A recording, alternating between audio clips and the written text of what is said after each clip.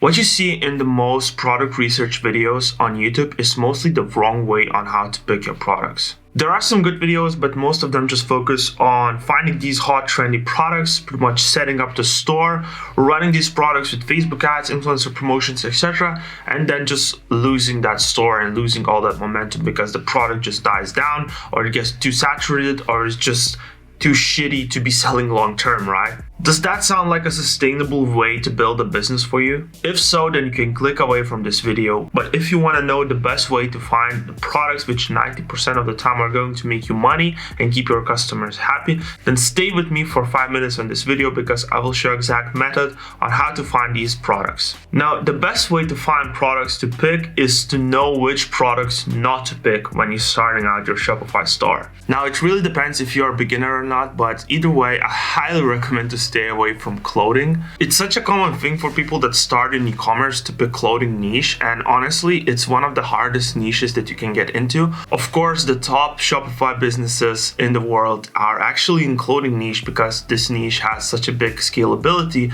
But also in the same time, it's really competitive, such a crowded market, and you have so much complexity with clothing when it comes down to sizing, to material, to quality. Especially if you're gonna be dropshipping from like China, the quality usually is gonna be so bad, like really bad. And when you start off, you want to have as least complexity as possible. So I highly recommend to stay away from the clothing niche and just don't get into that. And now when you got this out of the way, I also wanted to say to people that do not focus that much on your passions, because people honestly, who, like your customers who are gonna be buying your product, honestly don't really care about your passions that much. All they care is the product is good, can it solve their problems, etc. So your passions doesn't really matter that much in e-commerce. Of course, it's really fun when you find a product that you like and use yourself, and it could be beneficial to other people, but always start off with this in mind, where is this product could be beneficial to others, and is there a market for it? Is there a big market for it? Are people willing to pay money for it? Can you justify the price? This is way more important than if you are passionate about a product, right? And trust me, when you're getting 10 to 50 orders every single day with your store, with your product, you pretty much gonna get passionate about it, and you're gonna get passionate about expanding, building it, scaling it even more, delivering it to your customers, and the product itself loses its like you don't really care about if it's the product that if you are not specifically passionate about, right? It's more about that your product is successful and you become passionate about the overall business. For example, for me with my e-commerce store, I get DMs on Instagram every single day. People tag me on their Instagram stories using my products from my store, and that pretty much gets me pumped up every day, like working more in that store, pushing it harder, right? And honestly, I don't have that much passion for the product. And actually, it is in women's beauty niche, so I don't really care, to be honest, about that product that much, because it's not the product I use myself, even because I can't. It's for women, right? And also I'm passionate about it because it has a big demand and it solves a problem for them. So that's all I needed to know. And yeah, pretty much also it makes me money. So that's what's important for me, right? And you get pretty much passionate about building the overall brand, building the overall business, expanding their social media accounts, like pushing content on social media, seeing it grow, bringing new customers in. That's what you get passionate about, overall system of the business, not specific product, right? Okay, so how do we actually find these products? So what I like to do is I like to start off the store with 1 to 3 products in the store, but I make sure that I do start in a specific niche and specific industry that's going to have a big market appeal, right? So it's not only like a small few widgets that doesn't have that much of a niche, but it's the niche product itself. I like to start with the niche and industry in mind first, and then use products to comply with that niche and industry. So you can always add on more and build up and expand. So the process goes like this. First, you pick a really good market that has a lot of spending power, for example, women, right? Then you niche down to a specific product within that market or niche. So let's say you picked a women's niche and a women's market, and then you niche down and you decide that you want to operate in a women's beauty niche. So within women's beauty niche, there's skincare, there's a hair care, there's oral care, there's eyelashes, there's nails, right? Personally, me myself, I do operate in the women's beauty niche, and I do run a small digital agency that helps like brands who operate in the women's beauty niche with their marketing and helping them to generate more customers and sales for their business. And I honestly do think that this niche has a lot of potential. Of course, it's a evergreen niche, it's a proven market, and that's what I love about this niche so much, that it's not a new thing. Women pretty much like buys more when it comes down and shops more online. I think it's 67% women and 33% men. I might be wrong, but women usually buys way more.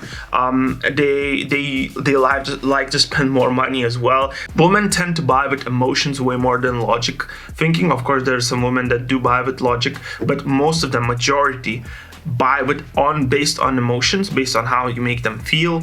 So it's way easier to sell to them, especially if your product is good and you build up some brands, some momentum. The more you put out content, the more you build up hype about your product, the easier and easier it becomes to sell to women, right? And you can build a really great fan base, and these brands gonna have a bigger exit multipliers, meaning when you try to exit your brand and your product and your niche, you operate in the women's niche, you're gonna get a bigger bag for your brand. Okay, cool. So now we have an industry and a specific niche. Now let's go and do some product research. So since I always do recommend starting out your brand with organic content, and the best platform to do so is TikTok, what I'm gonna do is I'm gonna go on TikTok and I'm gonna find product live with you guys. Okay, cool guys. So we are on TikTok and let's do some product research right now, okay? So first of all, as I said, women's niche, women's beauty niche, and actually I have a product in mind already, and I just wanted to test out and see if this product is on TikTok. And is it like saturated? Is it crowded already? Does it getting traction? Let's do this. I know the product. I've done a little bit of research already. So the product actually is facial microcurrent. This is the thing. This is amazing product because now, as you can see on TikTok, it gets traction, but it's still not super saturated, and it's still so much room to pretty much take this product and make it go viral. Especially guys, if you do follow me closely on my previous videos, I said that you want to take product, for example, like this, and you can take it to your own market, right? You can pretty much take this product to your own country, to your own market, where it probably doesn't have any like saturation, any competitors almost, right? That's what I'm doing myself with my own brands. Let's see, like for example, if you want to source this product, and let's say you want to start with drop shipping, I highly recommend to not order in bulk at the start and just start out with drop shipping, of course, because it's just hedging your bets, right? Like you don't want to risk $1,000 and do not sell out anything. So let's say you start out store, you pretty much set up the store and you want to start out with drop shipping, which is not a good way to go long term, but it's a good way to start. I found it, I think. Let's see. Yep, I found it. So look, the product price is pretty good. There's orders coming in already, so that means people are drop shipping it. So guys, you can start out with this. You can build up the store and get some custom content made by ordering the product from Amazon. It's gonna cost you a little bit more, but after that you can just pretty much test the demand, see the demand is here, people are buying it, you can sell it, because you can sell this 10 times more, right? You can easily sell it for $50.